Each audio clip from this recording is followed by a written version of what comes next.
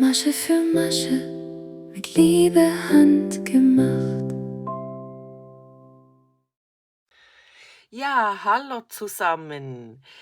Ich habe euch heute wieder mal ein tolles Video mitgebracht. Vorab meinem Arm oder meinem Handgelenk geht es schon ein bisschen besser. Ich mache jetzt mal die ersten Häkelversuche, weil im Ernst es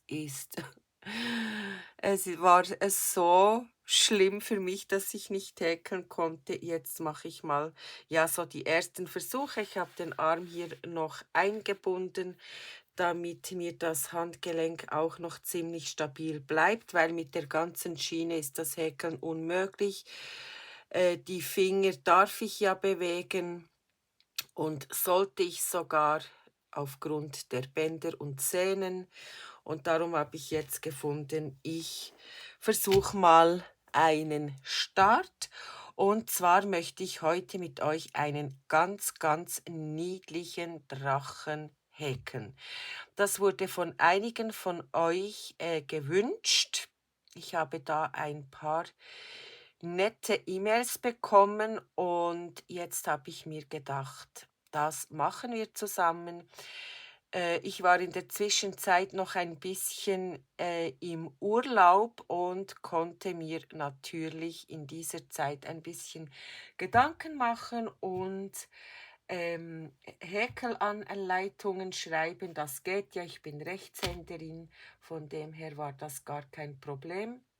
Und jetzt habe ich mir gedacht, ich komme eurem Wunsch nach und wir häkeln einen süßen Drachen. Dazu verwende ich jetzt diese 3 Farben, die habe ich vom Moment kurz. Kaufring, genau.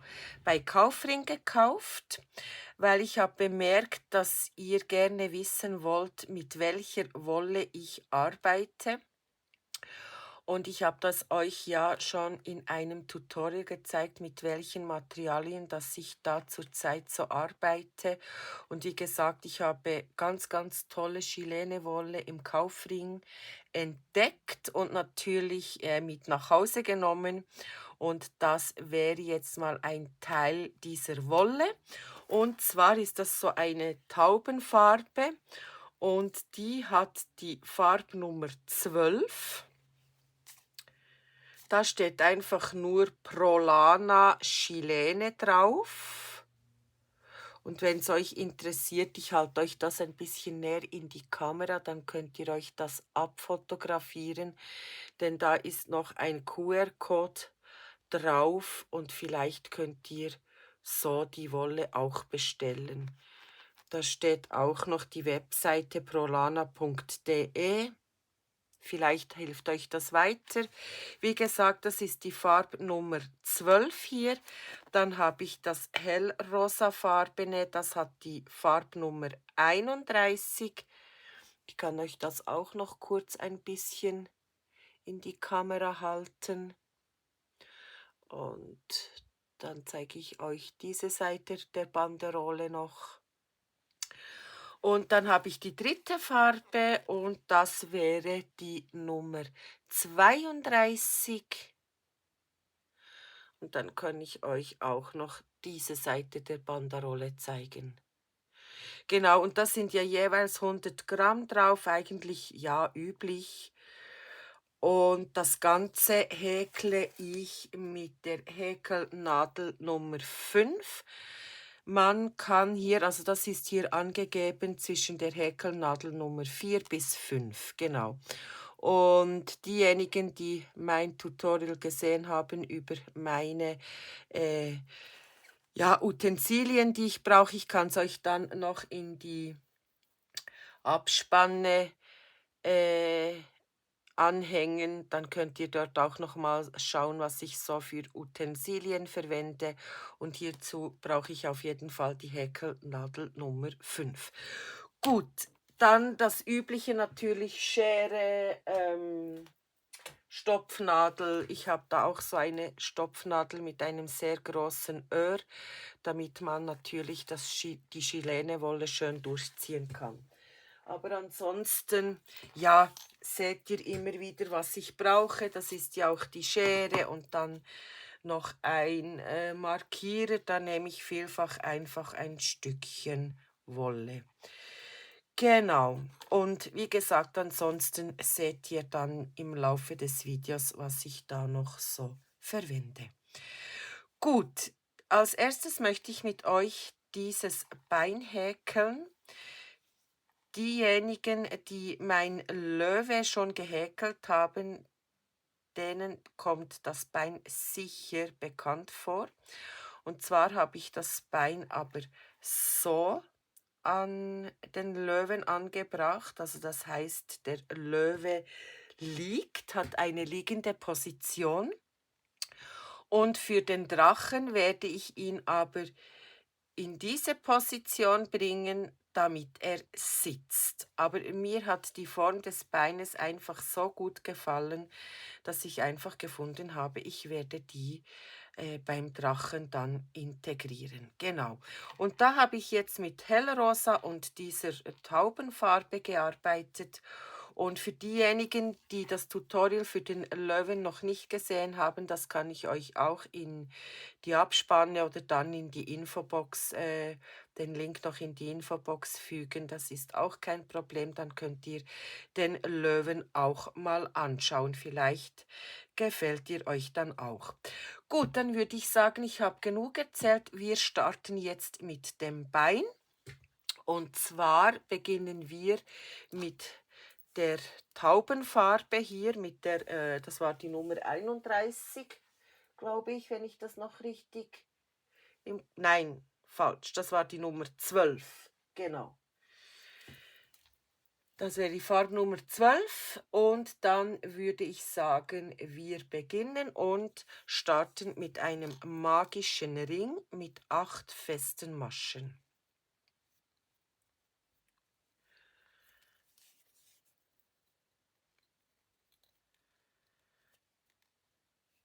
Eins,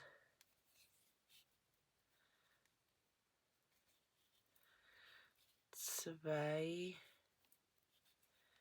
drei, vier, fünf, sechs, sieben und 8. Dann ziehe ich diesen Ring wieder zusammen. Ich kann dann noch nicht allzu fest ziehen, weil ich spüre das schon noch im Handgelenk.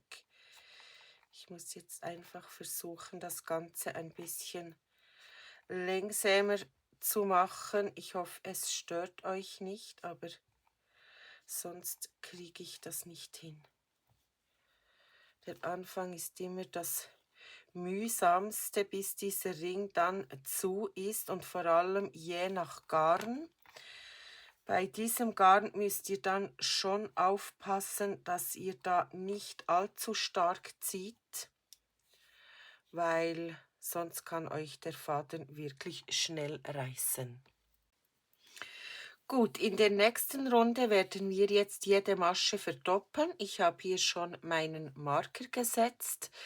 Das heißt, wir müssen in jede Masche eine feste Masche häkeln, also 2 feste Maschen häkeln. Genau. Und dann solltet ihr am Schluss 16 feste Maschen haben. Jetzt habe ich einmal verdoppelt.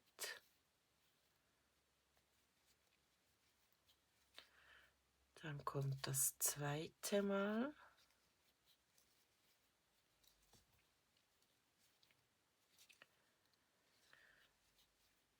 Das dritte Mal. Das vierte Mal. Das fünfte Mal. Das sechste Mal.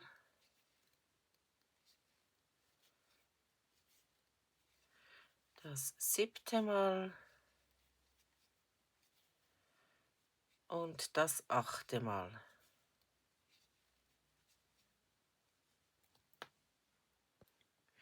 Gut, ich setze meinen Marker neu.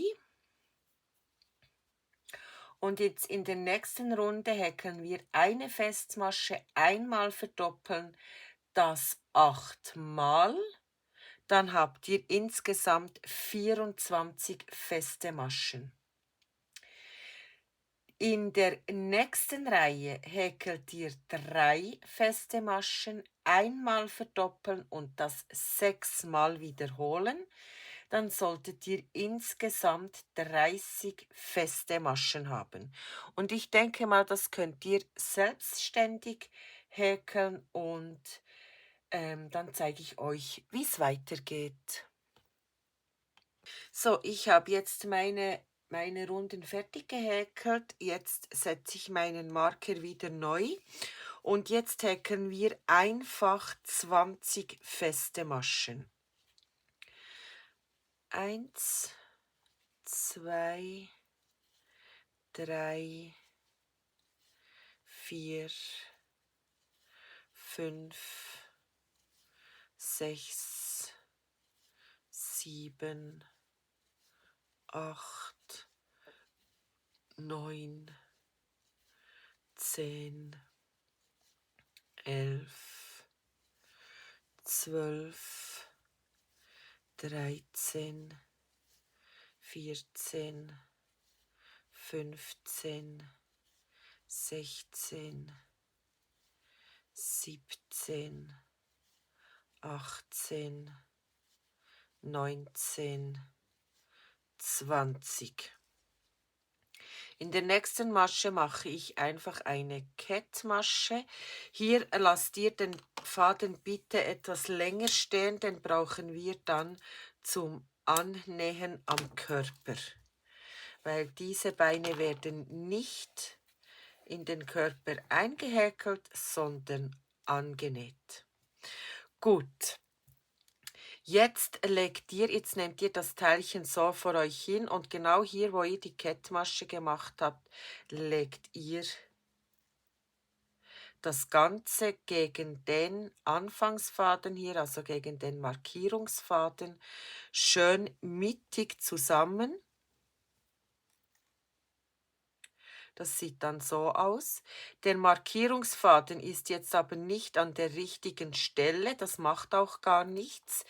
Ihr stecht jetzt genau dort ein, wo wir die Kettmasche gemacht haben, gegenüber und kontrolliert bitte hier in diesem Teil hier, im kleinen Teil, müsst ihr jetzt insgesamt 12 feste Maschen haben. Das ist sehr, sehr wichtig. Also das heißt, wir können auch zählen, 1, 2, 3, 4, 5, 6, 7, 8, 9, 10, 11, 12. Die 12. Masche wäre eigentlich hier.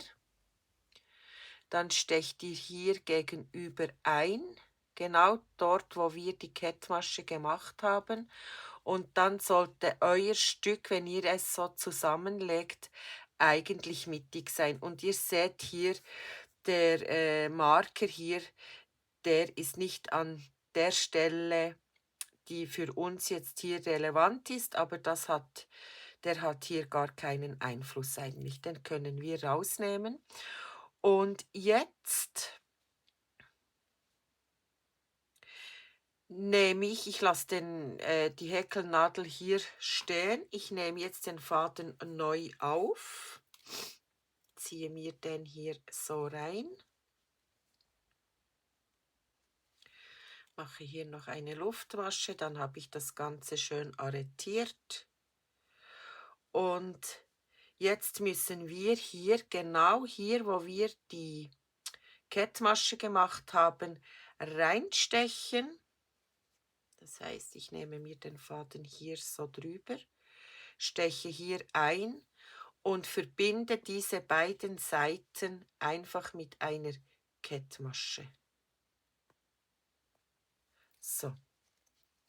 Und jetzt häkeln wir,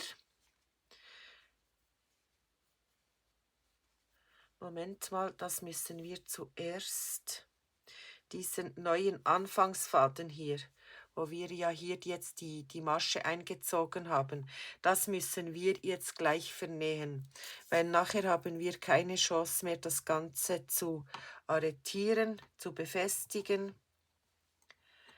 Das wird dann echt schwierig. Und darum würde ich euch empfehlen, das jetzt auch gleich zu machen.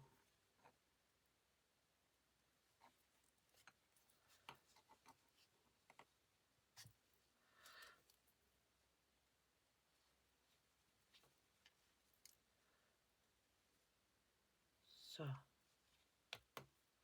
Gut, ich habe jetzt hier so 2 Knoten gemacht, das reicht völlig aus. Und jetzt könnt ihr diese Fäden hier einfach ein bisschen da reinschieben, dass die euch nicht mehr in den Weg kommen. Und dieser lange Faden hier, den wir ja brauchen für das Annähen, den lasst ihr einfach immer auf der Seite stehen, dass euch der nicht in den Weg kommt. Gut, jetzt häkeln wir 3 feste Maschen, und zwar also nicht gerade hier, sondern in die nächste freie Masche, weil hier haben wir ja die letzte Masche drin. Hier geht die letzte Masche rein, dann müssen wir hier beginnen. Ups, jetzt ist mir der Markierer noch rausgefallen.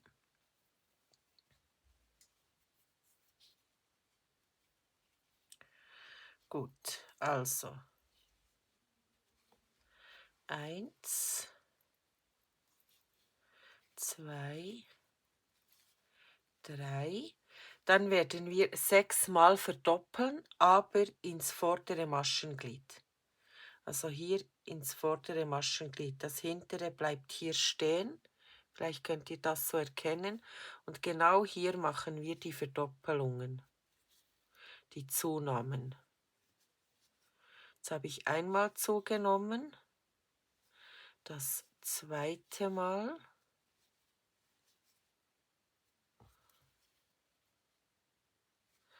das dritte Mal,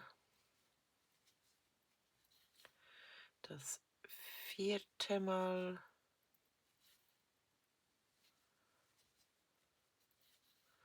das fünfte Mal und jetzt noch ein letztes Mal, das sechste Mal. Und immer ins vordere Maschenglied. Und jetzt sollten noch 3 Festmaschen übrig bleiben. 1, 2, 3. Hier ist ja das letzte Stück hier, das Ende, weil wir haben hier ja das zusammengenommen, also ist das hier die letzte Masche. Gut, jetzt geht's weiter und jetzt häkeln wir 7 Festmaschen, 4 Mal verdoppeln. Und bei diesem Verdoppeln können wir dann ganz normal in beide Maschenglieder. Dieses Mal lege ich jetzt den Marker hier hin und diese Masche hier ist unsere erste. Dann haben wir das Ganze wieder schön verbunden, weil wir müssen diese beiden Seiten schön verbunden halten. Also das wäre jetzt die erste und jetzt müssen wir noch 6 Festmaschen machen, also insgesamt 7. Hä? Das ist die erste, die zweite, die dritte, die vierte, die fünfte, die sechste und die siebte. Und jetzt verdoppeln wir 4 Mal, aber das machen wir jetzt durch beide Maschenglieder. Einmal, zweimal, dreimal und ein viertes Mal. Und jetzt solltet ihr noch 7 feste Maschen frei haben. Das heißt, wir häkeln jetzt noch 7 feste Maschen. 1, 2, 3, 4, 5, 6 und die 7. Gut, wir haben alles richtig gemacht. Und jetzt machen wir den Farbwechsel. Ich mache das so, ich steche hier einfach in die nächste Masche ein, hole mir den Faden, lasse hier diese 2 Maschen stehen, schneide mir hier den Faden ab und hole mir hier die hellrosa und die hatte ja die Farbnummer 31. Genau. Dann lege ich mir hier den Faden hinten an und ziehe mir hier die neue Farbe durch und häkle mir gleich die erste feste Masche. Und dann werde ich diese 2 Fäden auch wieder verknoten, weil das können wir nachträglich dann nicht mehr machen, weil jetzt schließen wir das Bein. Das können wir hier auch wieder reinstecken. Und jetzt häkeln wir eine Runde einfach 22 feste Maschen. So, ich habe jetzt 21 Maschen gehäkelt und hier mache ich dann noch die 22. Masche, einfach ganz normal. Gut, ich versetze mir meinen Marker wieder und jetzt häkeln wir 4 Festmaschen, eine Abnahme. Also 1, 2, 3, 4 Festmaschen, dann eine Abnahme,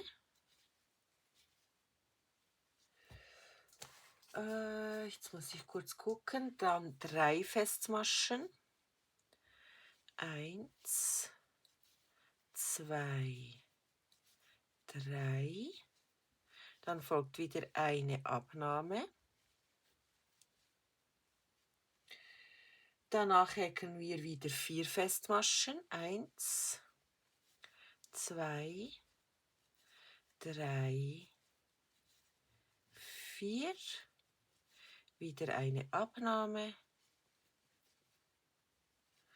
Und dann häkeln wir 3 feste Maschen. 1, 2, 3.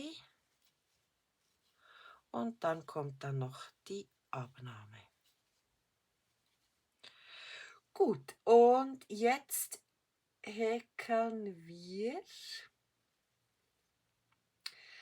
eine Festmasche, eine Abnahme, das 6-mal wiederholen. Dann solltet ihr 12 Festmaschen haben und in der letzten Runde häkelt ihr eine Festmasche, eine Abnahme und das 4-mal wiederholen. Dann habt ihr dann insgesamt 8 feste Maschen. Und ich denke, diese 2 Reihen können wir auch selbstständig machen und dann zeige ich euch, wie ich das Ganze dann noch schließe und vernähe. So, ich bin jetzt am Ende der Runde angekommen. Jetzt mache ich hier am Schluss noch eine Kettmasche. Schneide mir hier den Faden, aber nicht allzu kurz, weil ich möchte das Ganze jetzt noch verschließen. Und zwar nehme ich mir hier meine Stopfnadel zur Hand.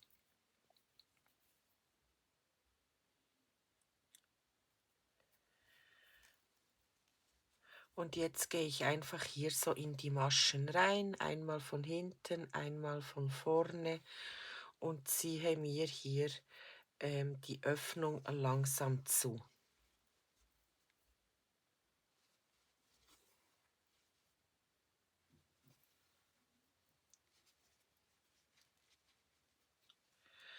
Dann kann ich hier ein bisschen dran ziehen und ihr seht, mein Loch ist da eigentlich schon fast geschlossen.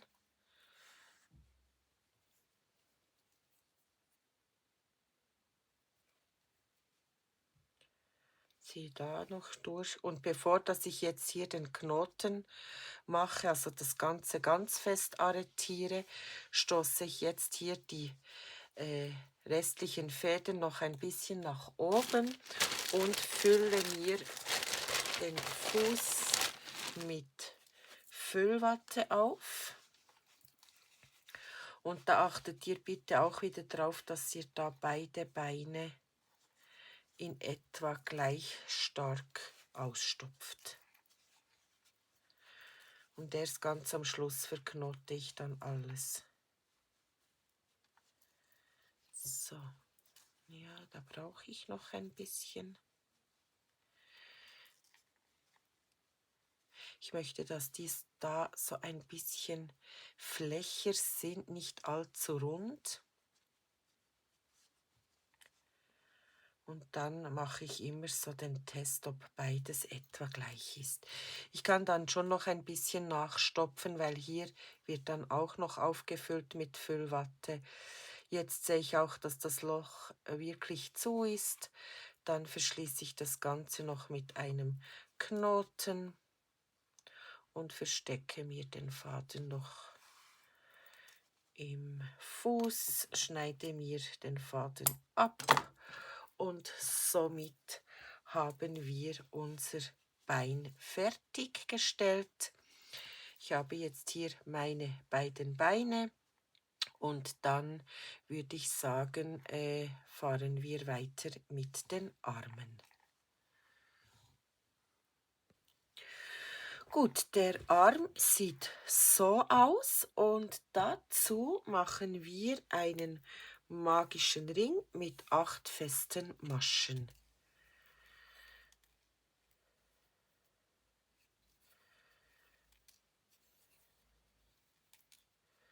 Eins, 2, 3, 4, 5, 6, 7, 8. Ich versuche den Ring wieder zusammenzuziehen. Am Anfang ist es hier echt knifflig mit dieser Wolle, muss ich echt sagen. Ich hoffe, es klappt hier, weil ich darf wirklich nicht zu fest ziehen und die Kraft im Handgelenk ist halt einfach schon noch stark eingeschränkt. So, aber ich glaube, das passt. Gut, dann in der nächsten Runde wird jede Masche verdoppelt. Dann habt ihr dann insgesamt 16 feste Maschen. Also das erste Mal verdoppeln, das zweite Mal verdoppeln, das dritte Mal, das vierte Mal, das fünfte Mal, das sechste Mal,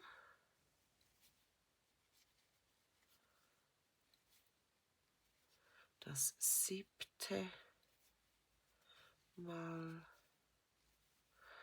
und noch das achte Mal.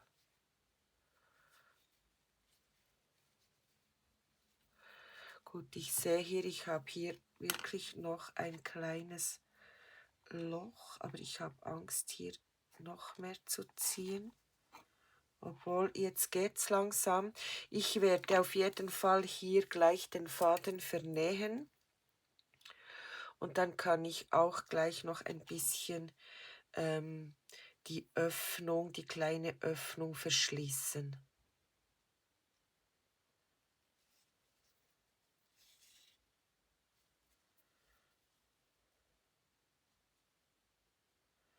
Und wenn das bei euch auch so ist, könnt ihr das natürlich auch so machen.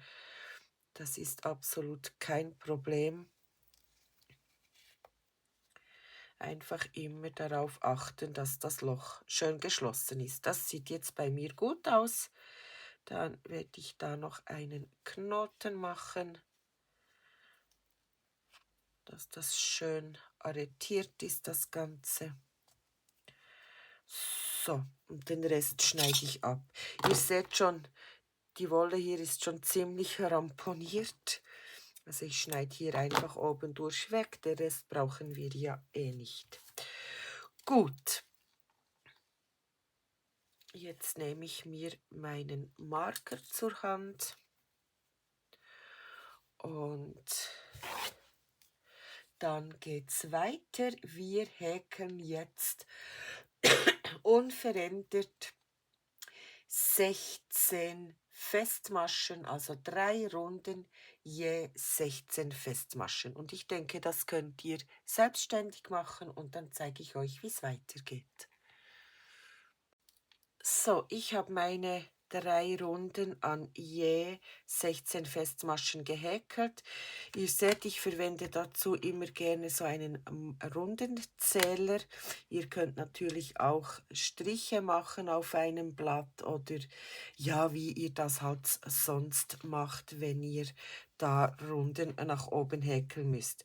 Für mich ist das die einfachste Variante und darum verwende ich das sehr, sehr gerne. Gut, den Marker versetze ich wieder neu und jetzt häkeln wir 4 Abnahmen und zwar hintereinander. Das ist die erste Abnahme, die zweite Abnahme, die dritte Abnahme, die vierte Abnahme.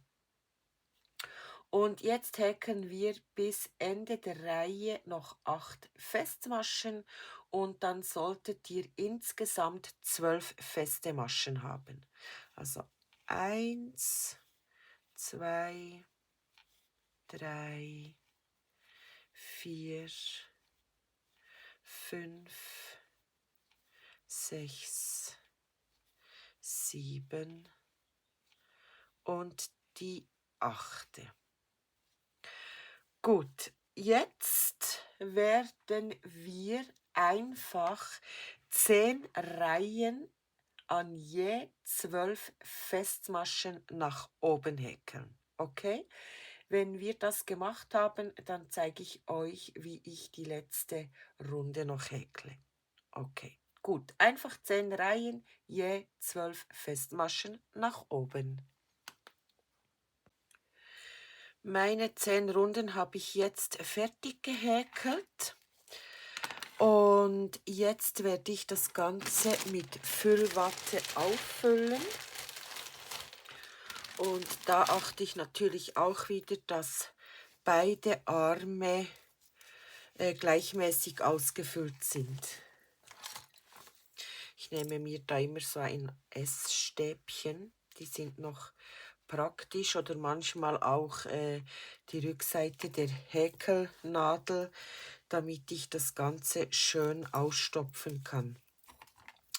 Ich habe jetzt bewusst einfach nicht schon am Anfang gestopft, weil die Füllwatte stört mich dann und dann erwische ich vielleicht noch einen Teil von der Füllwatte und dann ziehe ich das immer durch die Wolle durch und das ärgert mich und darum, wenn es möglich ist, werde ich das Ganze immer erst am Ende füllen. Genau. Gut. Da dürfte noch ein bisschen rein. Wie gesagt, ich mache auch immer den Test. Ich spüre dann mit meinen Fingern, wie das in etwa sich anfühlt.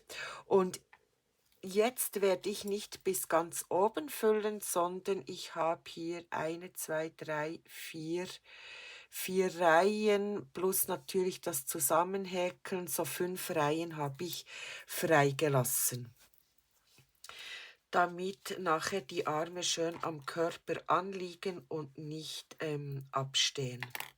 Das finde ich dann nicht so toll. Habe ich noch ein bisschen zu viel, nehme ich mal an. Ich kann dann am Schluss noch gucken. Ich muss jetzt sowieso noch eine Runde häkeln. Ich setze mir hier den Marker wieder an. Und jetzt häkeln wir eine Festmasche, eine Abnahme und das Ganze wiederholen wir 4-mal. Dann haben wir am Schluss 8 feste Maschen. Also eine feste Masche, eine Abnahme, eine feste Masche, eine Abnahme, eine feste Masche, eine Abnahme und jetzt noch das letzte Mal eine Festmasche und eine Abnahme. So habe ich jetzt das Ende des Armes ein bisschen schmäler gemacht. Das sieht in meinen Augen dann auch schöner aus beim An- oder Reinhäkeln, genau. Und ich glaube, ich habe das sogar gut aufgefüllt. Und dann werde ich jetzt hier das Ganze schön zusammenlegen. Das Vorderteil, wo wir die Abnahmen gemacht haben, schaut nach vorne und dann können wir das so schön zusammenlegen und mit 4 festen Maschen, respektive mit 3 festen Maschen und einer Kettmasche. So, das ist die zweite feste Masche, die dritte feste Masche und hier am Schluss werde ich eine Kettmasche machen, wenn ich durchkomme. So, genau. Ja, das ist nicht gut. Ich muss hier reinstechen. So, eine Kettmasche. Und dann kann ich mir den Faden schneiden. Hier brauche ich nicht so viel über, weil wir das ja dann reinhäkeln. Gut, dann sind da die beiden Armen auch schon fertig. Und dann würde ich sagen, wir fahren weiter mit dem Körper. So, ich nehme mir hierfür ein neues Knäuel, weil hier habe ich nicht mehr so viel über und das verwende ich dann noch so für Kleinigkeiten, damit ich das hier auch noch zu Ende verwenden kann. Genau. Aber ich möchte da jetzt im Körper nicht ja, ansetzen müssen. Gut, da machen wir einen magischen Ring mit 6 festen Maschen.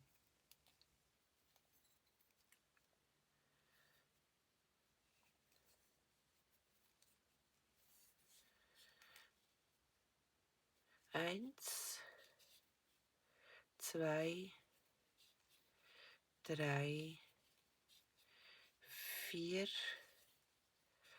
5 und 6. Den Ring ziehen wir natürlich wieder zusammen.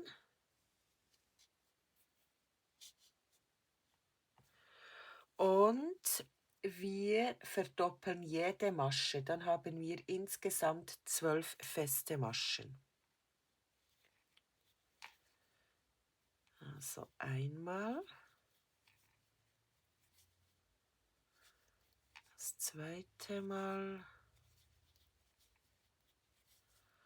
Das dritte Mal. Das vierte Mal. Das fünfte Mal.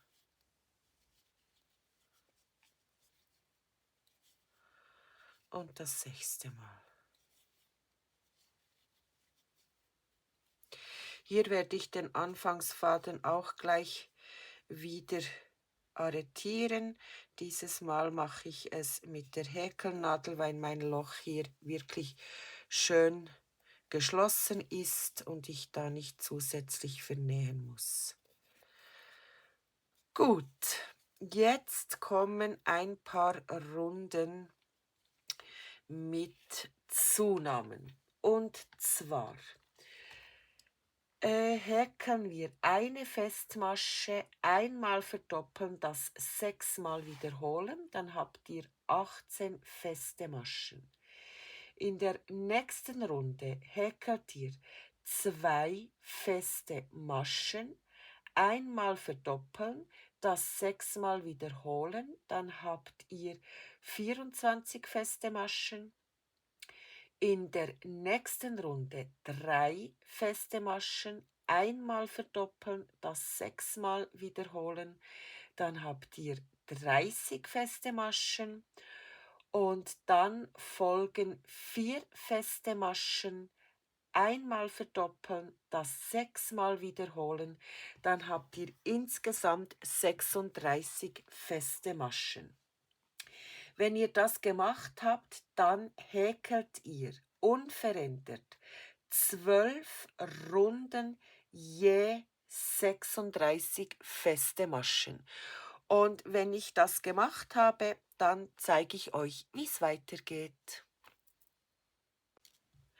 So, meine Lieben, ich habe hier meine 12 Runden fertig gehäkelt, habe mir bereits auch schon den Bauch etwas aufgefüllt, respektive den Körper, und habe auch schon meine Beine genommen, habe die da kurz mit ein paar Stecknadeln angesteckt, damit ich sehen kann, wie ich die Beine in etwa anbringen möchte. Weil die Beine, die möchte ich als nächstes annähen, damit ich nachher auch die perfekte Position der Arme herausfinden kann. Ansonsten sind die Arme dann nicht symmetrisch zu den Beinen und das wäre dann echt schade. Und aus diesem Grund habe ich mir die Beine mal provisorisch angesteckt. Ihr könnt das vielleicht sehen. Ich habe hier darauf geachtet, dass hier vorne noch eine Lücke ist, dass die Beine nicht ganz zusammenkommen. Ihr könnt das natürlich so anbringen, wie ihr das gerne möchtet. Also, als erstes bringe ich mir jetzt mal mein erstes Bein an. Die Position hier gefällt mir eigentlich sehr gut. Darum werde ich da auch nichts mehr ändern. Und jetzt werde ich einfach nur einen Teil annähen, weil wir müssen den dann noch auffüllen mit Füllwatte. Und zwar nehme ich einfach hier eine Schlaufe vom Körper und eine Schlaufe vom Bein und ja, nähe das jetzt einfach rundherum schön an. Ich werde dann auch immer wieder von Zeit zu Zeit kontrollieren, ob das Bein noch die richtige Position hat. Und ja, wenn ich fast das Bein geschlossen habe, werde ich es nachher auffüllen. Aber das zeige ich euch jetzt ganz genau, damit die Form da dann auch wirklich schön zur Geltung kommt. Hier müsst ihr natürlich darauf achten, hier haben wir ja rund gehäkelt, dass das Bein dann auch wirklich schön angenäht ist. Einfach schön der ganzen Rundung entlang.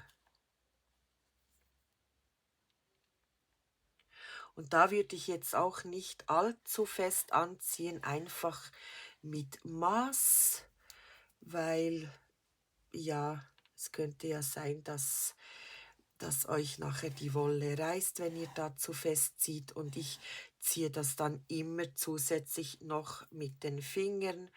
Da habe ich ja die bessere Kontrolle und ich verletze die Wolle so einfach weniger.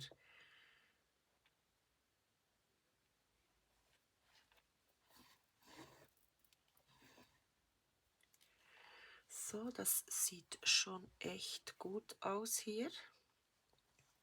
Jetzt nehme ich diese Nadel auch noch weg. Und dann muss ich dann einfach wirklich gut Acht geben, dass das zweite Bein dann wirklich auch passt. So, ja, auf den ersten Blick hat es mich gut gedünkt, aber wir schauen das dann auch noch mit dem zweiten Blick an. Genau. Und ihr merkt das vielleicht, oder wenn ihr mit der Nadel ganz durchzieht und dran zieht, ist die Verletzungsgefahr halt einfach schon größer. So, ich bin jetzt hier fast am Ende angekommen. Ja, ich lasse jetzt hier so, diese Lücke lasse ich jetzt noch offen und fülle mir jetzt das Ganze schön mit Füllwatte auf, damit wir da auch die Rundung schön hinbekommen.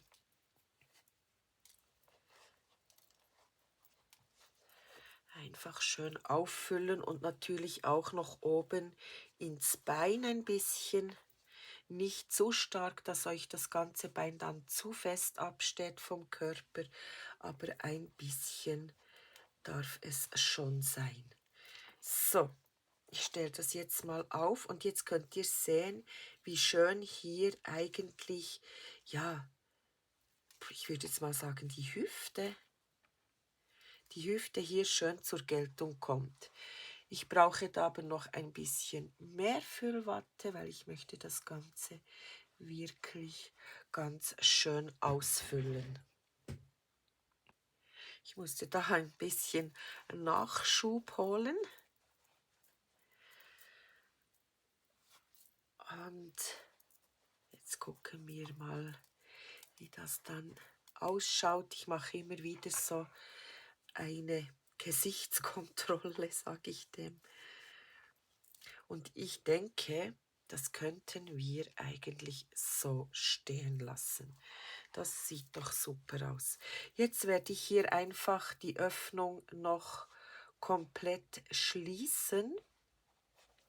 Und dann ist unser erstes Bein auch schon fertig. Das zweite Bein, denke ich, könnt ihr selbstständig. Ihr wisst ja jetzt, wie ich das angebracht habe. Und dann können wir dann weiterfahren mit dem Körper. Dann werden dann noch die Arme reingehäkelt.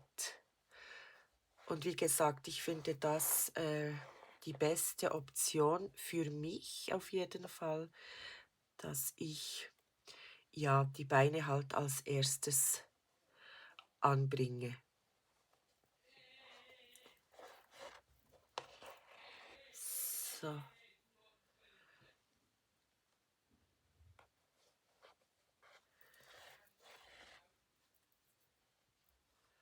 Und am Schluss werde ich dann noch einen Knoten machen, dass das Ganze dann schön hält. Ich habe jetzt hier alles schön verschlossen.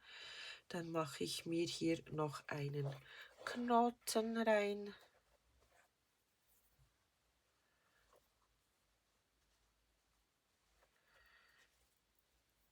Hoppla, so.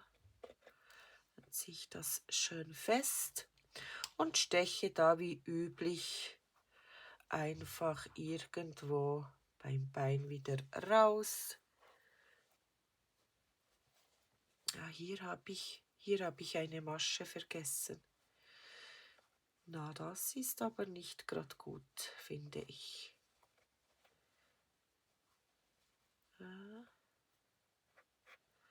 Moment mal. Jetzt bin ich da natürlich mit der Wolle durch. Ich muss hier unbedingt zuerst noch dieses Loch zumachen. Da habe ich eine Masche übersehen. Sollte euch das auch passieren, ist ja das gar nicht so schlimm. Ihr könnt das ja immer wieder korrigieren. So. Zum Glück habe ich das gesehen. Ihr seht schon, die Wolle beginnt schon ein bisschen einzureißen. Ich muss da wirklich jetzt vorsichtig arbeiten, dass mir da die Wolle nicht komplett reißt. So, jetzt mache ich nochmal die Kontrolle. Da ist alles schön zu. Dann mache ich halt nochmal einen Knoten.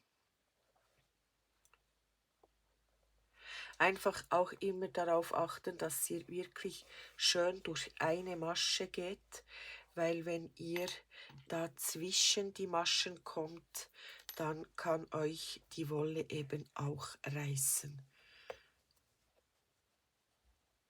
So, gut, jetzt steche ich halt hier rein. Das ist ja wirklich völlig egal, wo ihr schlussendlich reinzieht.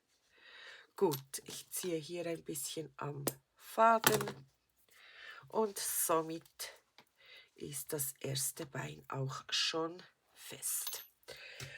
Gut, wie gesagt, ich werde jetzt hier mein zweites Bein anbringen und ja, achte jetzt einfach darauf, dass ich da wirklich die passende Position finde, dass das alles schön sauber und symmetrisch ausschaut hier.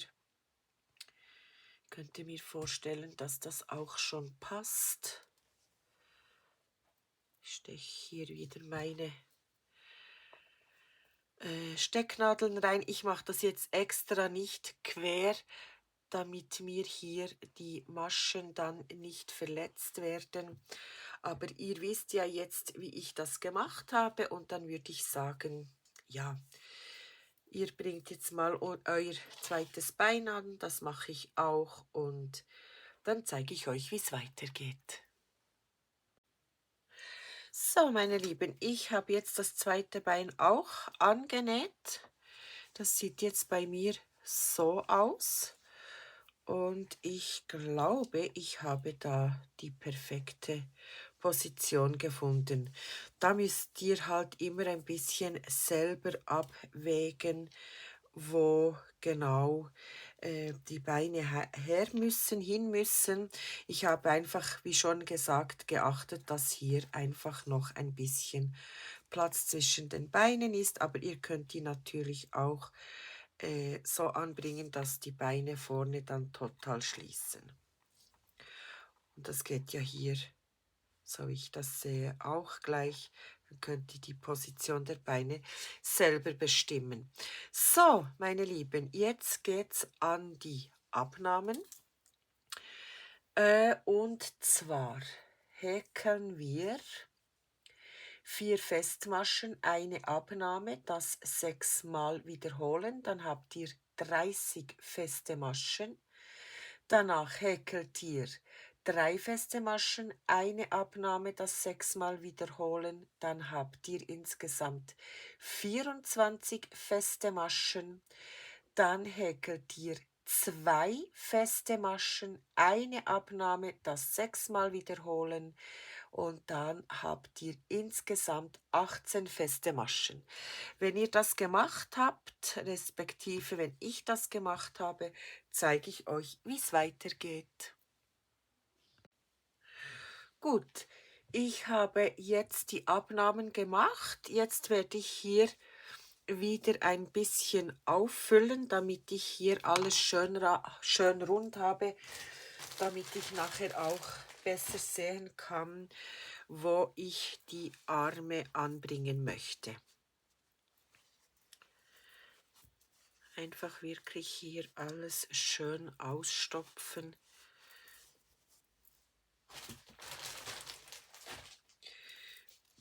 Ich stopfe das jetzt wirklich ein bisschen stärker aus, dass ich da wirklich eine ganz tolle Form bekomme.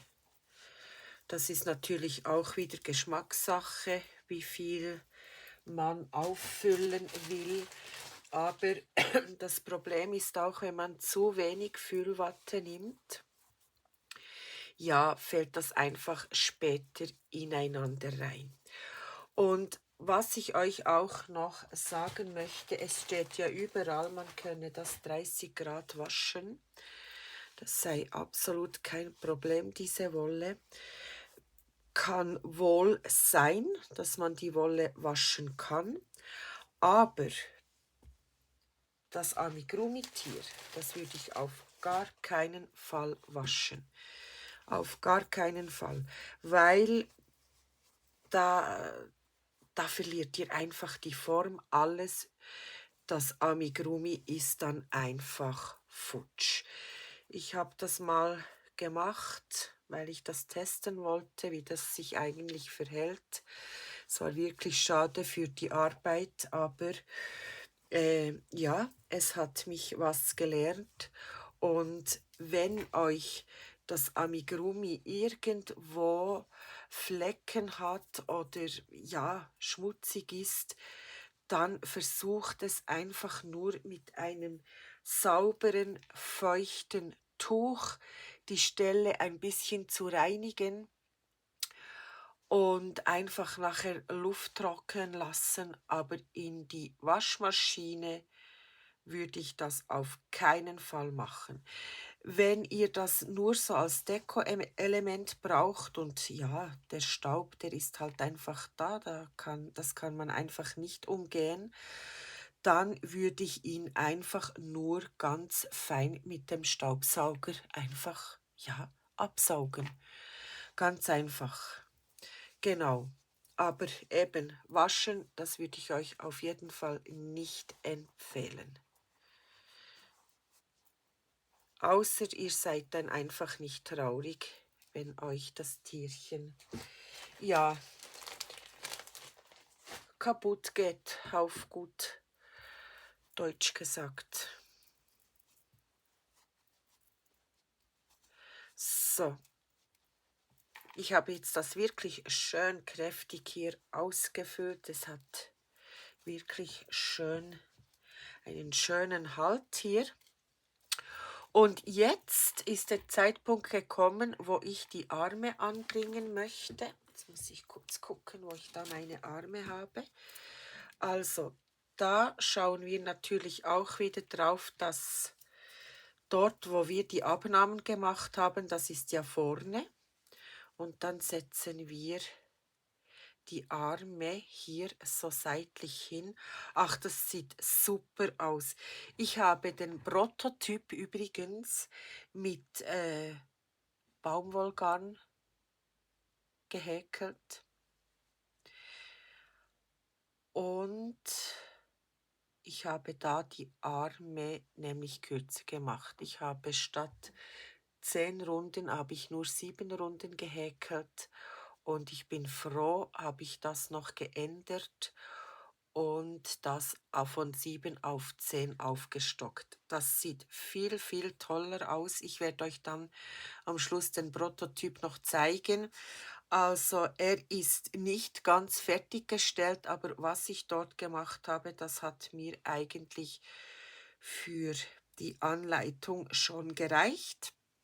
Und jetzt achte ich einfach darauf, dass sich hier die Arme schön symmetrisch zum Bein befinden. Also ich würde mal sagen, diese Position hier ist gar nicht schlecht. Jetzt muss ich da noch 2 Maschen häkeln. Nein, das ist nur eine Masche und dann kann ich schon beginnen mit dem Arm anzunähen, anzuhäkeln. So, besser gesagt. Ich mache jetzt hier eine feste Masche noch.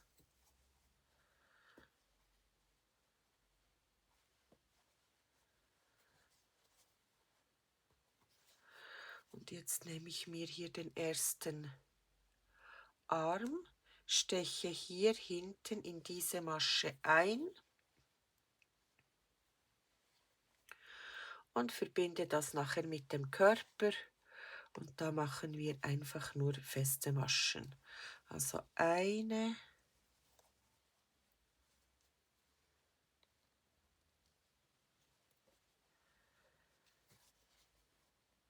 zwei,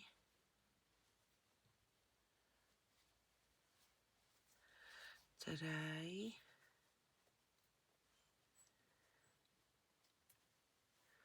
4 und hier vorne mache ich die 5. So, da wo wir die Kettmasche gemacht haben, da steche ich jetzt auch noch rein.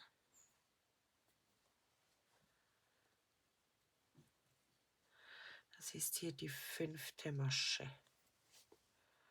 So, ich kontrolliere das Ganze noch einmal, dass das wirklich passt. Jetzt muss ich diesen Arm nochmals ansetzen hier. Das ist einfach ein bisschen ein Vorgang, der muss halt einfach sein, weil sonst kommt das nicht gut. Ja, der Arm habe ich richtig. Dann muss ich jetzt 1, 2, 3, 4, 5. Ich häkle hier mal 5 Maschen. Und diesen Faden hier vom Arm werde ich auch gleich einhäkeln ein bisschen.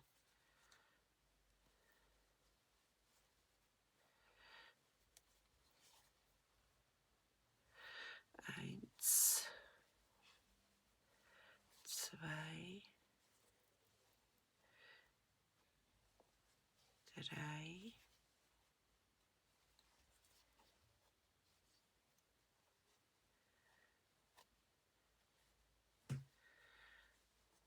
4 und die 5. So. Und diesen Restfaden, den schoppe ich hier einfach rein. Gut, jetzt nehme ich den zweiten Arm wieder, halte mir den hier nochmals an und ich würde sagen, das passt. Gut, dann steche ich hier in die erste Masche ein, dort wo wir die Kettmasche gemacht haben, und nehme die erste Masche hier auf. Diesen Faden lege ich jetzt einfach zurück und häkle den auch gleich mit ein. Gut, jetzt habe ich eine feste Masche gemacht. Jetzt kommt die zweite, die dritte,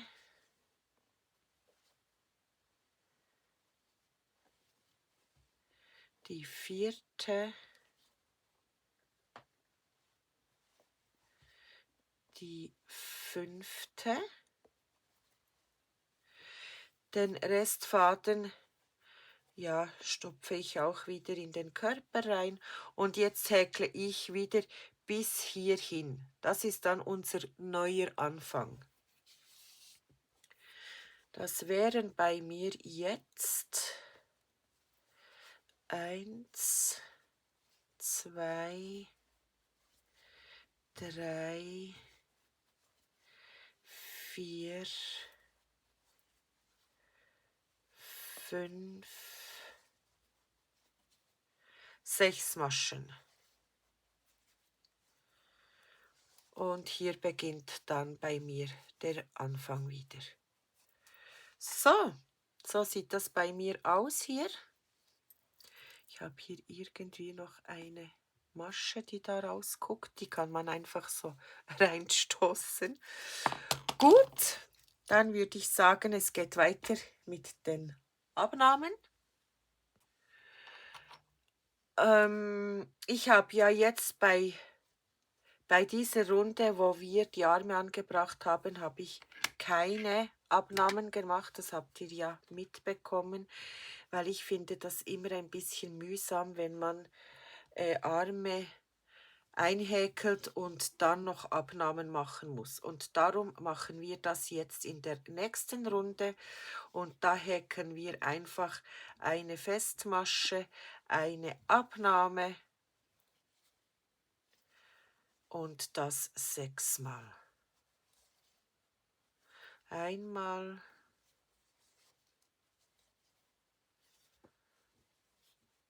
Das ist das zweite Mal.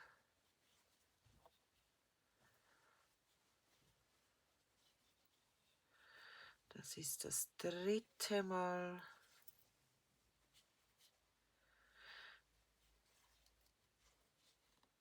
Dann das vierte Mal.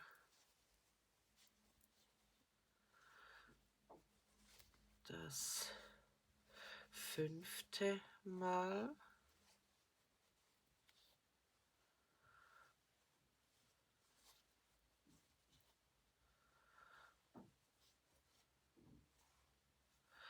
Das sechste Mal. Und dann bleiben hier noch 2 feste Maschen. 1 und 2. So. Gut, und mal gucken, plus 2 feste Maschen habe ich gesagt. Genau, da habe ich jetzt nämlich noch kurzerhand etwas gewechselt. In der nächsten Runde häkeln wir einfach wieder ganz normal Festmaschen. Und zwar 1, 2, 3, 4, 5, 6, 7, 8, 9, 10, 11, 12, 13, 14 feste Maschen sind es bei mir. So, und das hier ist nachher die Öffnung für den Hals. Jetzt, was ich jetzt noch mache, das ist, müsst ihr nicht, wenn ihr nicht wollt. Ihr könnt das jetzt so lassen.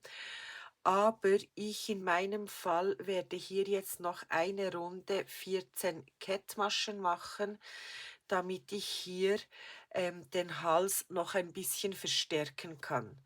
Damit, ja, der Kopf dann auch wirklich besser sitzt. Aber das ist nur eine Option. Diejenigen, die es machen möchten, können das und die anderen, ja, machen es nicht. Aber ich in meinem Fall mache das jetzt einfach eine Runde 14 Kettmaschen häkeln und wirklich genau schön in diese untere Masche reinstechen, ganz normal. Und dann habt ihr hier auch noch, ja, ein bisschen mehr Halt, habe ich das Gefühl. Vielleicht habt ihr da andere Erfahrungen. Aber ich werde es jetzt mal bei dieser Figur so machen. Ich habe es ja eigentlich auch noch nicht viel gemacht, muss ich ehrlich gestehen. Aber ich wollte das jetzt euch einfach mal zeigen, damit ihr diese Variante auch kennt. Gut, dann wären wir hier mit dem Körper soweit fertig. Ich schneide mir hier jetzt den Faden noch ein bisschen länger ab, damit ich nachher den Kopf dann annähen kann ohne Probleme. Dann ziehe ich mir hier den Faden hier noch raus, natürlich mit Hand, damit ich die Wolle hier nicht verletze, und fülle hier mir den Rest des Halses auch noch schön aus. Das ist natürlich auch wichtig, dass hier wirklich genügend Füllwatte ist, damit die Stabilität dann auch gewährleistet ist, wenn wir den Kopf anbringen. Ansonsten bringt ja eigentlich diese Runde mit Kettmaschen dann auch nicht viel, wenn der Hals nicht richtig gut ausgestopft ist. So.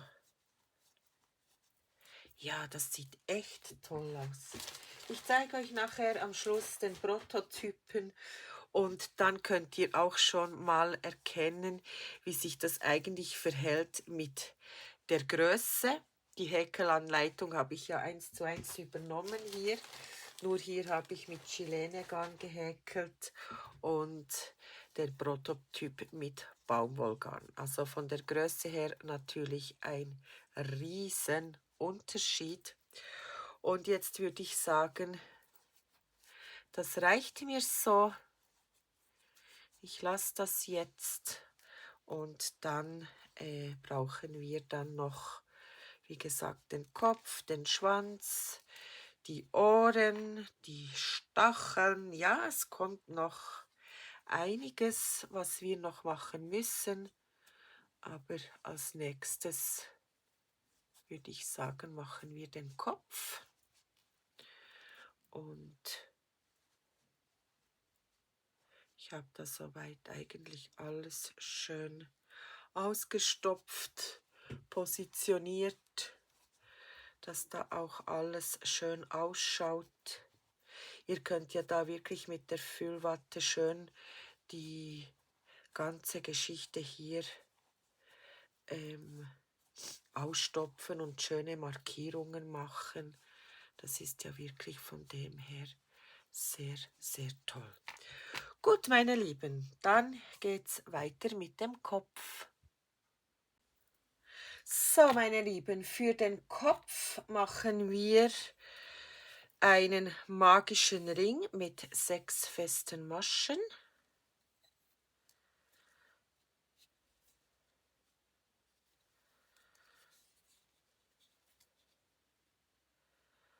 Eins, 2, 3, 4, 5, 6.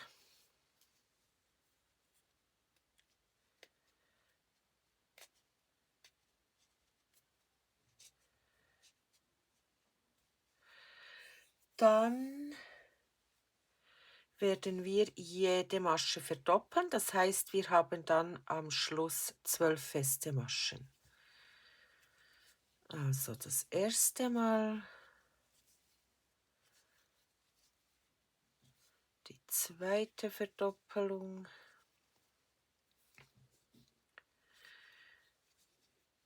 die dritte, die vierte, die fünfte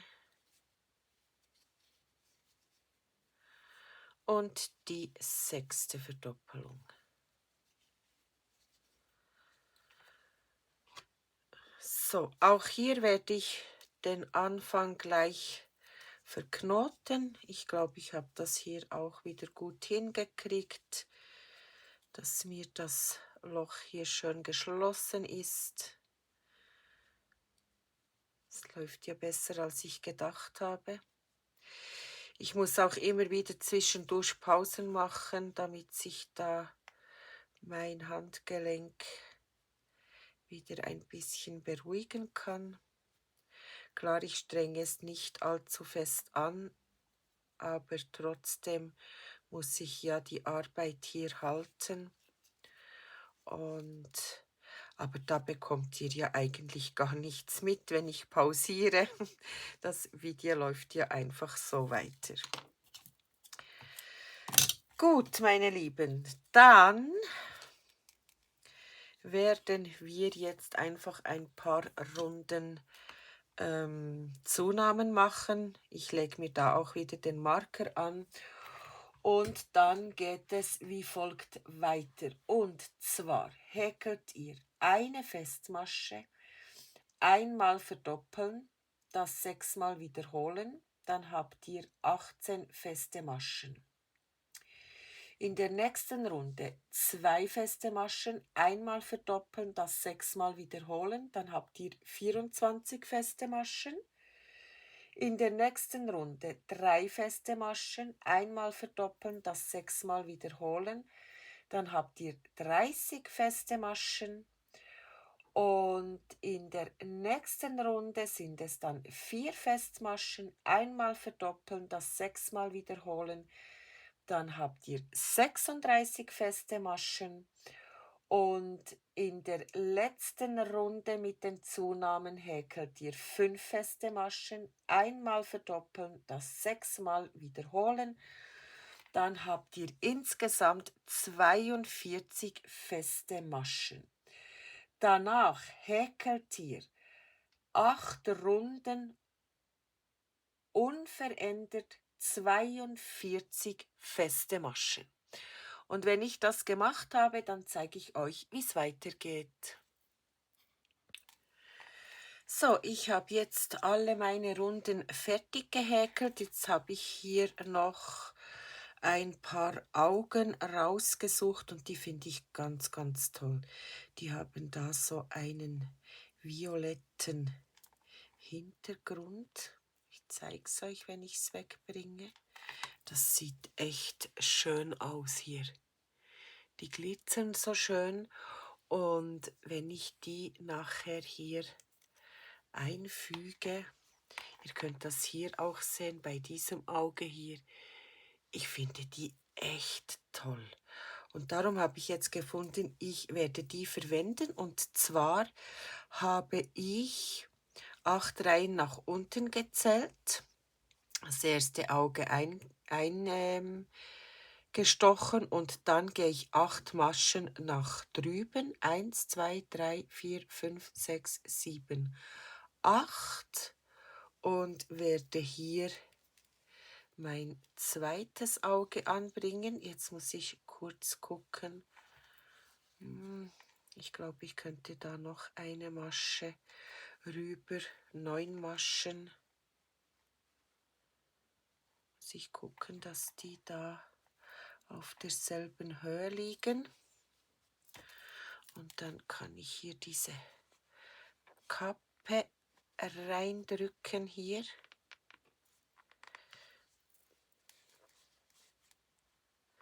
Alles mit rechts, mit links geht nicht, nur halten geht.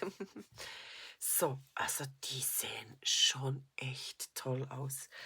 Und die haben jetzt eine Größe von 1,8. Genau. 1,8 cm oder 18 mm. Die finde ich wirklich toll. Und ich habe es euch ja schon in allen Videos, glaube ich, erzählt, dass man die Sicherheitsaugen immer zusätzlich sichern muss, damit da ja nichts passiert, wenn das in Hände von kleinen Kindern kommt, weil da ist die Verschluckgefahr extrem groß und wir wollen ja da keine Unfälle oder Verschluckungsgefahren. Und darum habe ich mir das einfach angewöhnt, dass ich da einfach die Sicherheitsaugen, Nasen und so weiter, das wird bei mir immer so gesichert mit dem Feuerzeug. Und da könnt ihr jetzt ziehen, wie ihr wollt. Diese Augen bringt ihr einfach nicht mehr raus. Und das ist ja das Ziel. Auch wir Erwachsenen schaffen das nicht mehr. Gut, meine Lieben, jetzt können wir den Kopf eigentlich auch schon ein bisschen in Form bringen, weil nachher kommen dann nur noch Abnahmen. Ich fülle da nicht zu viel auf, weil, wie gesagt, die Füllwatte, die stört mich dann immer beim Häkeln. Die kommt mir immer wieder in den Weg. Und dann schnappe ich mir da so Füllwatte rein mit der Nadel und dann ziehe ich das raus und das gefällt mir dann einfach nicht. Gut, ich habe jetzt hier schon ein bisschen aufgefüllt und jetzt geht es eigentlich weiter mit Abnahmen. Und zwar wie folgt. In der ersten Runde machen wir 5 feste Maschen. 1, 2, 3, 4, 5 und dann kommt eine Abnahme. Und das wiederholen wir jetzt bis Ende Reihe. Insgesamt sind das 6 Mal. Und dann solltet ihr 36 feste Maschen haben. In der nächsten Runde häkelt ihr 4 Festmaschen, eine Abnahme, das 6 Mal wiederholen. Dann habt ihr dann 30 feste Maschen. In der nächsten Runde 3 feste Maschen, eine Abnahme, das 6 Mal wiederholen. Dann habt ihr dann 24 feste Maschen. In der nächsten Runde 2 feste Maschen, eine Abnahme, das 6 Mal wiederholen. Dann habt ihr insgesamt 18 feste Maschen. Dann folgt eine feste Masche, eine Abnahme, das 6 Mal wiederholen. Dann habt ihr dann insgesamt 12 feste Maschen. Und am Schluss nehmt ihr noch 6 Mal ab, also 6 Abnahmen hintereinander und dann kann der Kopf geschlossen werden. Wie ich den Kopf schließe, das zeige ich euch dann, aber die Abnahmen, das können wir selbstständig machen und einfach immer wieder auffüllen, damit der Kopf dann schlussendlich schön aufgefüllt ist. Gut, ich habe jetzt hier am Schluss die 6 Abnahmen noch gemacht. Jetzt schneide ich mir hier meinen Faden, damit ich das Ganze nachher noch schön vernähen kann. Den Kopf habe ich natürlich richtig schön aufgefüllt hier. Dann kommt dann noch die Schnauze, die Ohren. Eventuell mache ich noch Hörner, ich muss mal gucken. Und dann den Kopf noch aussticken und dann ist der Kopf dann auch schon fertig. Da steche ich auch wieder, wie gehabt, einfach in jede Masche ein, einmal von vorne, einmal von hinten und ziehe mir dann das Loch hier schön regelmäßig zu. Sobald es endgültig verschlossen ist, so wie jetzt, mache ich mir hier einen Knoten.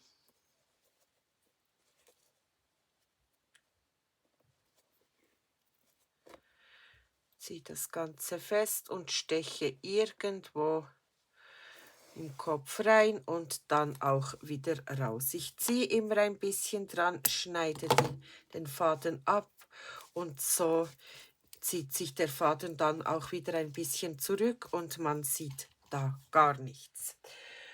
Gut, jetzt müssen wir eigentlich nur noch den Kopf annähen hier auf dem Hals. Und das funktioniert auch wieder im selben System. Wir nehmen eine Schlaufe von unten, dann eine von oben und so gehen wir rundherum, bis wir den ganzen Kopf dann angenäht haben. Und jetzt müsst ihr halt auch schauen, wie ihr die Position des Kopfes haben wollt, ob ihr ihn, ich lege es mal so hin, ob ihr ihn schön gerade halten wollt. Ihr könnt ihn aber auch ein bisschen schräg halten oder ein bisschen geneigt, wie ihr das gerne haben möchtet.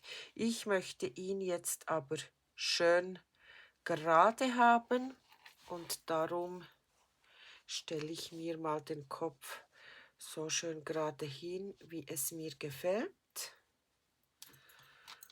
und steche dann hier hinten in die erste Masche oben ein. Ich weiß nicht, ob ihr das sehen könnt, aber ich muss so arbeiten, sonst funktioniert das leider nicht. Aber ihr habt ja nicht das erste Mal einen Kopf angenäht und darum gehe ich mal stark davon aus, dass ihr genau wisst, wie ich das mache. Weil normalerweise muss ich dann den Kopf auch, also den ganzen Körper, alles muss ich dann auf meine Chance nehmen, dass ich das wirklich gut anbringen kann. Und für das ist jetzt eben auch der letzte Rand beim Hals, wo wir die Kettmaschen gehäkelt haben, jetzt sehr gut, weil da können wir jetzt richtig schön einstechen hier in den Kopf oben rein und dann solltet ihr hier eine gute Stabilität erzielen können. So, ich habe das schon mit ein paar Maschen hier jetzt angebracht. Vielleicht könnt ihr es sehen. Und das macht ihr jetzt alles schön rundherum. Und wenn ich das gemacht habe, dann geht es dann sofort weiter. So, ich habe jetzt den Kopf angenäht. Solltet ihr jedoch merken, dass euch der Kopf noch ein bisschen nach vorne biegt und euch gefällt das nicht, dass ihr das wirklich schön gerade halten wollt, könnt ihr noch Folgendes tun. Und zwar stecht ihr hier oben vielleicht in 2 Maschen ein. Ups, jetzt ist ihm noch durch den Arm.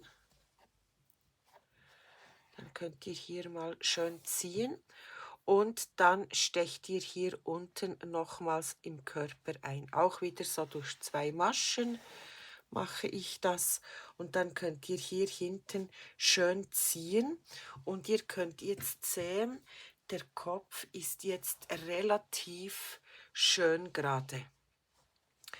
Je nachdem müsst ihr das vielleicht 2 bis 3 Mal wiederholen. Ich mache es jetzt noch ein 3. Mal.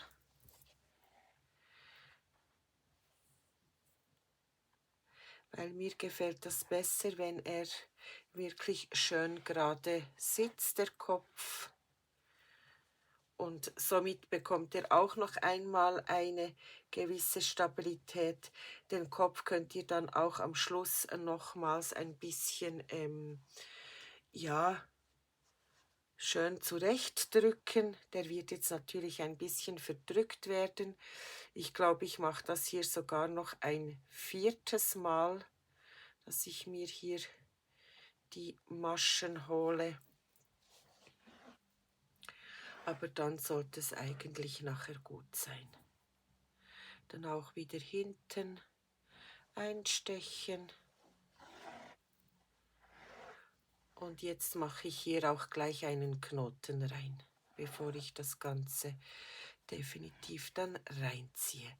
Gut, und jetzt kann ich das einfach wieder irgendwo durch den Körper stoßen. Und dann sitzt auch mein Kopf richtig fest. Schneide mir den Faden. So. Und dann würde ich sagen, der sieht doch schon mal sehr, sehr hübsch aus. Wenn er dann noch die Schnauze bekommen hat und die Ohren, die Hörner, das Gesicht schön eingezogen ist, dann sieht er traumhaft schön aus. Gut, meine Lieben, ich mache da mal eine kurze Pause, dass ich da mein Handgelenk wieder ein bisschen erholen kann und dann geht es dann gleich weiter. So, wir beginnen jetzt mit der Schnauze.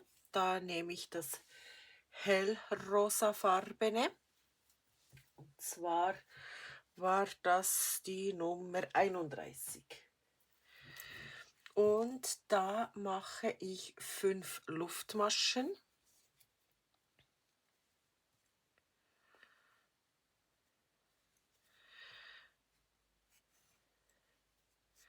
Das Das ist meine erste hier. 2, 3, 4, 5. Ich steche jetzt nicht in die erste, sondern in die zweite ein, häkle 3 feste Maschen, 1, 2, 3 und in die letzte Masche häkle ich 3 feste Maschen.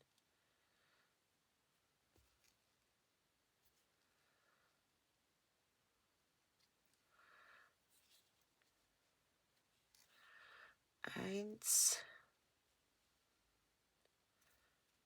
ups, 2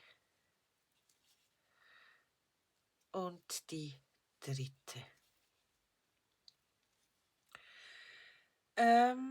Danach häkeln wir auf der anderen Seite weiter und da häkeln wir 2 feste Maschen.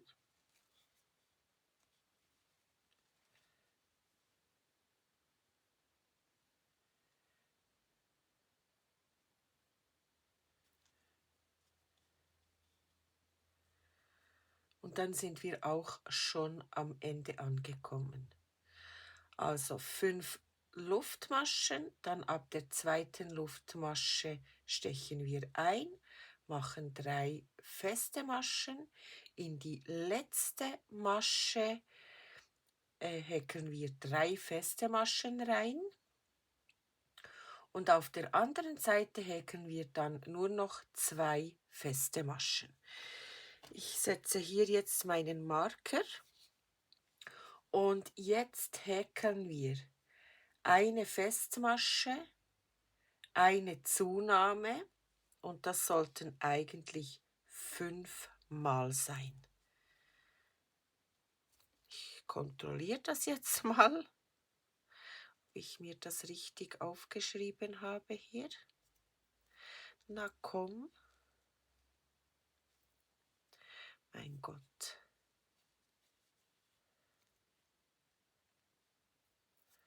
So, also 1, also eine feste, dann einmal verdoppeln. Dann sind wir bei einmal. Eine feste. Einmal verdoppeln. Sind wir bei zweimal. Eine feste.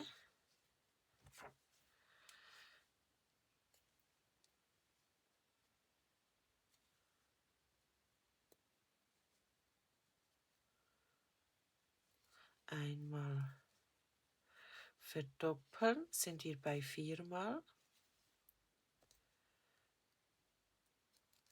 Eine feste. Einmal verdoppeln, sind wir bei fünfmal. Eine feste. Und einmal verdoppeln sind wir bei 6 Mal. Gut, in der nächsten Runde, also jetzt solltet ihr eigentlich 15 feste Maschen haben insgesamt. In der nächsten Runde häkeln wir 2 feste Maschen, einmal verdoppeln und das 5-mal wiederholen. Dann habt ihr 20 feste Maschen. In der nächsten Runde häkelt ihr 3 feste Maschen, einmal verdoppeln, das 5-mal wiederholen, dann habt ihr insgesamt 25 feste Maschen. Und das machen wir jetzt selbstständig und dann zeige ich euch, wie es weitergeht. So, meine Lieben, ich habe jetzt meine Zunahmen gemacht. Jetzt kommt noch einmal eine Zunahme und zwar 4 Festmaschen, einmal verdoppeln, das 6 Mal. Und dann habt ihr dann insgesamt 30 feste Maschen. Und wenn ihr das gemacht habt, dann zeige ich euch, wie es weitergeht.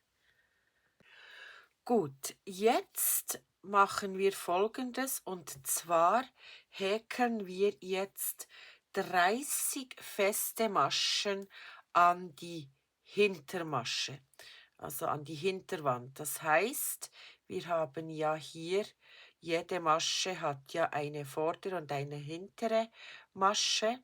Das bedeutet, wir stechen hier hinten ein. Und die vordere lassen wir liegen, nur an die Hinterwand. 30 feste Maschen. 1, 2, 3, 4, 5, 6, 7, 8, 9, 10,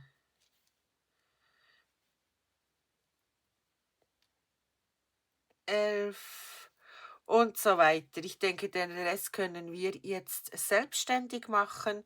Und wenn ihr diese Runde fertig gehäkelt habt, dann häkelt ihr bitte 2 Runden ganz normal, je 30 feste Maschen. Also dann stecht ihr dann wieder voll in die ganze Masche ein, okay? So, ich bin jetzt hier am Ende angekommen. Jetzt mache ich am Schluss noch eine Kettmasche, schneide mir den Faden aber nicht allzu kurz, denn ich brauche da noch zum Annähen am Kopf. Dann ziehe ich mir hier die Wolle noch durch.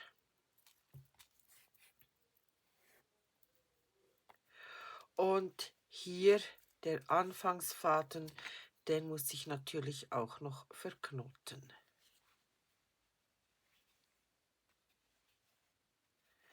So, ich denke, das reicht. Diesen Faden benötigen wir auch nicht mehr. Und jetzt werde ich die Schnauze hier am Gesicht anbringen. Und zwar achte ich jetzt darauf, dass die so schön unterhalb der Augen liegt. Ich werde da auch wieder das Ganze ein bisschen mit Stecknadeln befestigen, dass mir das nicht wegrutscht. Die Schnauze fülle ich aber nicht extrem. Ich möchte sie schon ein bisschen flacher halten hier. Ihr könnt das jetzt vielleicht sehen. Hier muss ich noch ein bisschen nach oben, mehr zum Auge, damit da die Schnauze dann schön so unterhalb der Augen liegt. Okay? Und dann können wir anfangen, die Schnauze anzunähen. Auch hier muss ich noch eine Stecknadel anbringen, dass ich da so eine schöne Form hinkriege. Ich hoffe, es klappt. Und dann nehme ich mir natürlich wieder meine Stopfnadel und beginne hier rundherum die Schnauze anzunähen. Einfach auch wieder von unten einstechen. Es ist ja immer dasselbe Verfahren beim Annähen. Ich denke, das können wir selbstständig. Einfach denkt daran, dass ihr am Schluss noch eine Öffnung lässt, damit ihr nachher die Schnauze noch mit Füllwatte schön auffüllen könnt. Ich zeige es euch dann noch, wie es bei mir ausschaut. Aber ich denke, das kriegen wir selbstständig hin. So, ich bin jetzt so weit rum. Hier unten habe ich noch eine Öffnung gelassen. Und jetzt werde ich die ganze Schnauze von hier unten her auffüllen. Ich nehme da wieder mein Essstäbchen zur Hand und versuche die Schnauze jetzt noch ein bisschen schön zu formen.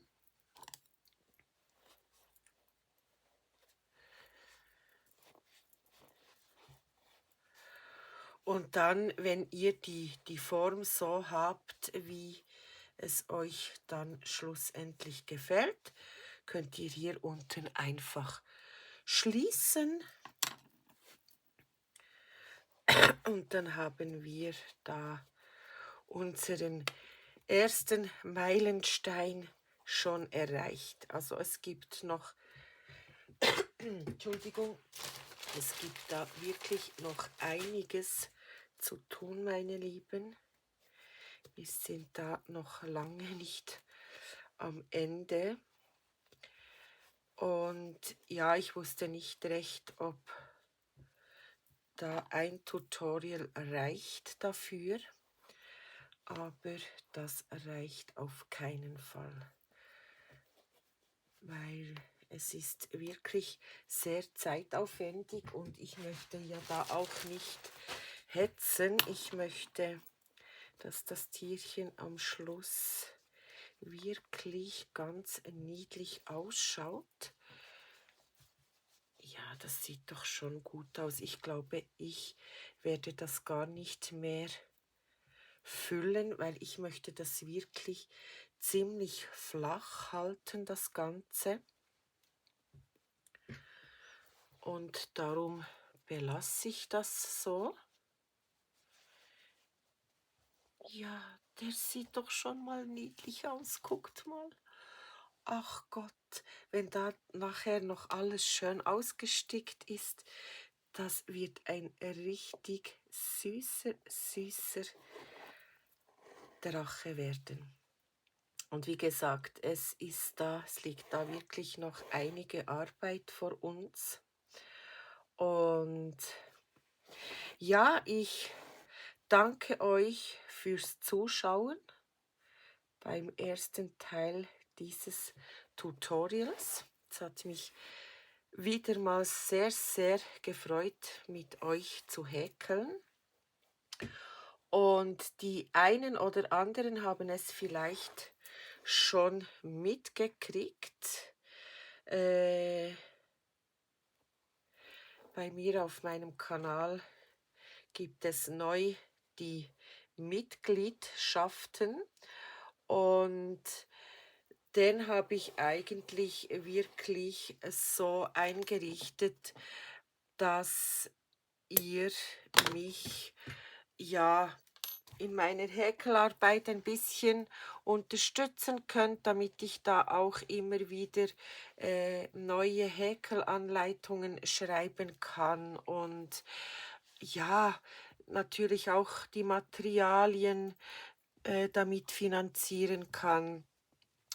Und es gibt natürlich auch immer wieder News, die nur die Mitglieder bekommen. Was da natürlich auch noch ist, die Mitglieder können mir helfen, insbesondere in diesem Sinne, sie können abstimmen, welche Tiere sie als nächstes häkeln möchten oder ihre Wünsche auch preisgeben. Und dann werde ich natürlich wirklich auch sehr stark darauf achten. Gut, ich mache das ja jetzt eigentlich schon. Ich bin ja wirklich da vollkommen bei euch und versuche auch immer sofort zu antworten. Und ja, mir gefällt wirklich die ganze Community sehr. Ihr seid alles so tolle Menschen. Und ja, das wäre vielleicht mal ein wie soll ich sagen, vielleicht ein kleines Dankeschön. Es muss nicht sein, aber diejenigen, die bei meiner Mitgliedschaft beitreten, das würde mich natürlich sehr freuen. Es gibt auch noch Tanks, wo man mich auch ein bisschen unterstützen kann. Wie gesagt, es muss nicht sein, aber es würde mich auf jeden Fall sehr, sehr freuen. Gut, meine Lieben, ich habe mir auch noch überlegt, die Häkelanleitung dann für diesen coolen Drachen noch in meinen Shop zu stellen. Ich werde euch auf jeden Fall benachrichtigen, sobald ja die Häkelanleitung per Sofortdownload in meinem Shop verfügbar ist. So, meine Lieben, ich glaube, ich habe jetzt genug erzählt und ich wünsche euch wirklich viel, viel Spaß beim ersten Teil. Und dann würde ich mich natürlich freuen, wenn wir uns beim nächsten Teil wiedersehen würden. Bis dahin, alles Liebe. Tschüss.